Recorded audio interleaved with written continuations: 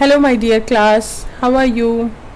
Class, today we are going to discuss another important mechanism, which is elimination reaction. और आज हम elimination reactions का introduction भी लेंगे और इसके मैकेनिज्म भी इसी क्लास में डिस्कस करेंगे. Okay, so let us begin with the very fast introduction. Okay, so elimination reactions क्या है? एलिमिनेट मतलब होता है खारिज होना, निकलना. सो हम यहाँ देखेंगे कि एलिमिनेशन रिएक्शंस कौन पार्ट ले रहा है. हमारे चैप्टर का टाइटल एल्काइल हैलाइड, यानी general reaction of alkyl halide, in which the alkyl halide undergo specific change and a molecule is removed. One molecule comprised of two valencies. यहाँ पर जो बात समझने वाली है वो क्या है? वो ये है कि ये है एक molecule of alkyl halide और इससे एक unsaturated compound बन रहा है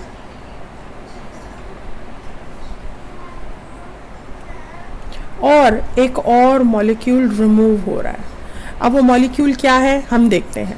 अच्छा, हो क्या रहा है कि the functional group of alkyl halide is halogen.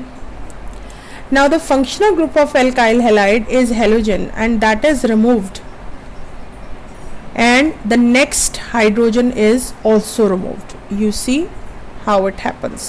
I select a color. Okay, अब यहाँ देखो ये वाला जो हेलोजन है, क्लोरीन है, ये फंक्शनल ग्रुप है और इसके बराबर वाले कार्बन से हेलोजन रिमूव हो रहा है.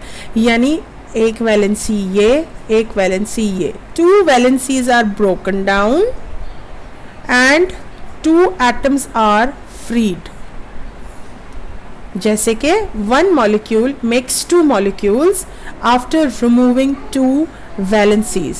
एंड ये जो दोनों कार्बन एटम से एक एक वैलेंसी स्पेयर की थी ना, इन्होंने डबल बॉन्ड बना लिया. ठीक है, यानी एक सैचुरेटेड कंपाउंड से बनता है एक अनसैचुरेटेड कंपाउंड. इस रिएक्शन को हम एलिमिनेशन रिएक्शन कहते हैं. ओके, अब प्रोसीड करते हैं कि जब टेक्स्ट बुक खोल के देखते हैं ना तो वहां पर लिखा नजर आ रहा है beta elimination. Now what is this beta elimination? ये भी मैं आपको बताऊं कि ये बीटा एलिमिनेशन कहने की वजह ये है, the carbon which is bonded to halogen. Suppose अगर हम इस कार्बन को पुकारते हैं अल्फा कार्बन और इसके बराबर वाले कार्बन को हम ग्रीक लेटर्स में बीटा पुकारते हैं, तो क्योंकि कार्बन अल्फा से जा रहा है हेलोजन और नेक्स्ट बीटा कार्बन से जा रहा है हाइड्रोजन, तभी इस एलिमिनेशन को हम बीटा एलिमिनेशन कहते हैं. और आसानी के लिए एक और चीज़ बेटा मैं आपको बता दूं कि जब आप एलिमिनेशन रिएक्शंस के जनरल इंट्रोडक्शन ले रहे हैं ना आज, तो आप ये बात अच्छी तरह से समझें कि दो बराबर बराबर वाले कार्बन्स को, यानी एडजेसेंट कार्बन एटम्स को एलिमिनेशन में पार्ट लेना होगा. यानी if two adjacent carbon atoms loses one valency, then only possibly elimination reaction can happen. यानी A will be knocked out so as the B.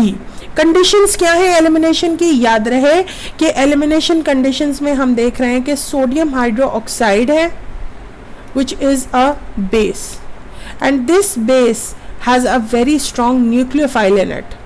ऐसा ही है ना, एसएन रिएक्शंस में हम पढ़ के आए थे कि OH तो एक स्ट्रॉन्ग न्यूक्लियोफाइल भी हो सकता है, मगर यहाँ पर जो सॉल्वेंट लिया गया है ना वो इथेनॉल है और हाई टेम्परेचर पर कंडीशंस जो है वो एलिमिनेशन को फेवर कर रही हैं. यानी मेरे बच्चों को ये बात बिल्कुल समझ में आ जाएगी कि एक स्ट्रॉन्ग न्यूक्लियोफाइल अगर कार्बन पे अटैक करेगा तो एसएन रिएक्शन होगा और वही strong nucleophile in the presence of strong base that is alcohol at high temperature, जब नेक्स्ट कार्बन पर हाइड्रोजन पर अटैक करेगा तो हो जाएगी एलिमिनेशन. ओके, अब इस चीज को समझेंगे नेक्स्ट से कि ये डिटेल में जब हम इनको पढ़ेंगे तो ये उनका स्टेप बाय स्टेप मैकेनिज्म आ जाएगा. मैकेनिज्म की डेफिनेशन आपको याद है ना? मैकेनिज्म क्या होता है? Step by step reaction.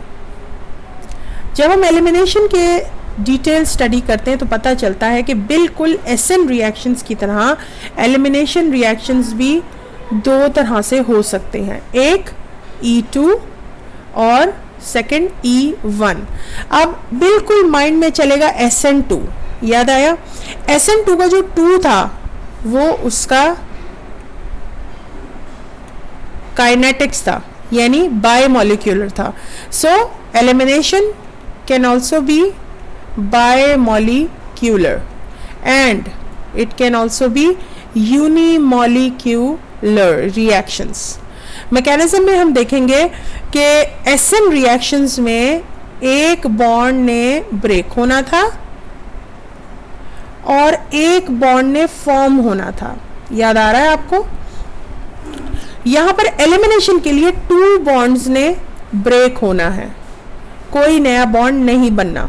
सो हम ये देखेंगे क्या वो दोनों बॉन्ड्स एक ही स्टेप में हो रहे हैं, ब्रेक हो रहे हैं, या फिर वो एक स्टेप में एक बॉन्ड ब्रेक हो रहा है और दूसरे स्टेप में दूसरा बॉन्ड ब्रेक हो रहा है। ये जब तक मैं आपको डिटेल से बताऊंगी नहीं आपको समझ में नहीं आएगा। तो सबसे पहले हम पढ़ते हैं the very important features of E2 mechanism. Okay, I select a pen for you. Okay, अब हम लिखते हैं कि E2 मैकेनिज्म में ये जो E2 है ना, ये क्या है? ये इसका काइनेटिक्स बता रहा है, यानी it's a kind of bimolecular reaction. ये बायमोलिक्यूलर रिएक्शंस क्या होते हैं? बायमोलिक्यूलर रिएक्शंस वो होते हैं जिनमें overall rate of the reaction depends on the concentration of 2 species। Shortly मैं बता रही हूँ, ठीक है? सो दूसरा क्या है कि ये 1 स्टेप रिएक्शन है। 1 स्टेप रिएक्शन का मतलब है कि अगर कोई एल्काइल हैलाइड रिएक्शन में पार्ट ले रहा है, सपोज मैं ऐसे बना रही हूँ H H H H and here I'm if suppose I select a different color, okay, I don't have much time, okay, अब अगर ये रिएक्ट कर रहा है सोडियम हाइड्रोक्साइड या पोटेशियम हाइड्रोक्साइड की मौजूदगी में अल्कोहल के साथ, ठीक है, मतलब alcohol is as a solvent. So अब क्या होना है कि एक कार्बन ने क्लोरीन का बॉन्ड ब्रेक करना है और दूसरे कार्बन ने हाइड्रोजन का बॉन्ड ब्रेक करना है। अब होना क्या है कि ये हेलोजन अपनी इलेक्ट्रोनेगेटिविटी में पहले ही ज़्यादा है, तो ये इलेक्ट्रॉन विड्रॉइंग होगा और इस कार्बन पर आ जाएगा इलेक्ट्रॉन डेफिशिएंट साइन, ठीक है। अब सॉल्वेंट क्या है? एक स्ट्रॉन्ग बेस है, यहाँ से एल्कोक्सी ग्रुप रिलीज होता है। अब इसकी नज़र होगी इस हाइड्रोजन पर, okay. So this hydrogen will be abstracted, यानी बाहर निकाला जाएगा by this strong base. So this is alpha carbon और बराबर वाला हो गया बीटा कार्बन, यानी दोनों बॉन्ड्स टूटते हैं एक ही स्टेप में।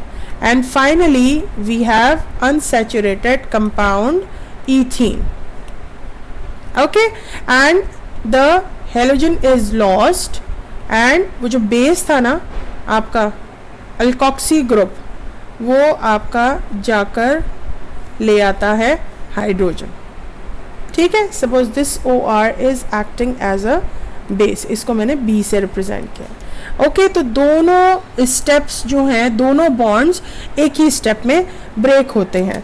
और जब हम E1 मैकेनिज्म पढ़ते हैं तो यहाँ पर जो E1 है ना, उसका मतलब है कि it's a kind of unimolecular reaction. ये यूनिमोलिक्यूलर रिएक्शन है, यानी यहाँ पर ओवरऑल रेट जो होगा वो डिपेंड करेगा on the concentration of just one species, okay। अब यहाँ E1 है तो ये नहीं समझना कि ये एक स्टेप में होगा, ये 2 स्टेप में होने वाला रिएक्शन है। अब वो 2 स्टेप कौन से हैं? स्टेप नंबर 1 बिल्कुल SN1 की तरह है, जिसमें एल्काइल हैलाइड अपना कार्बोकैटाइन बनाएगा। Yes, this is the slow step which is the rate determining step and we have the carbocation. और जो हेलोजन है वो छोड़कर चला जाता है, राइट। और स्टेप नंबर 2 में जो